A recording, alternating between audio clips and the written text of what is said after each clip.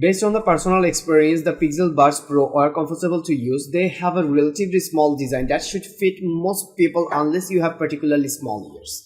The bundled silicone tips are soft and pliant. There are three sizes, with the middle one being applied by default. The ear tips don't go too deep inside your ears and sit just a few millimeters in. The ear tips are extremely pliant and as a result tend to turn inside out from friction almost every time you pull them out of your ears. In practice, the Pixel Buds Pro feel no different to wear than most other well-designed pair of earbuds. I was able to wear them for extended periods of time, but as always, your mileage may vary.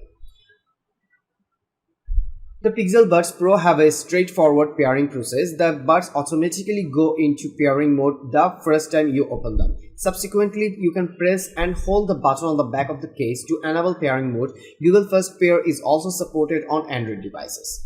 Once paired, you can install the optional Pixel Buds app to access additional functions. This app is only available on Android, so the limited functionality it does offer is not available on other platforms. If you are using a Pixel phone, then you do not need to install anything as the functionality is built into a system-level app.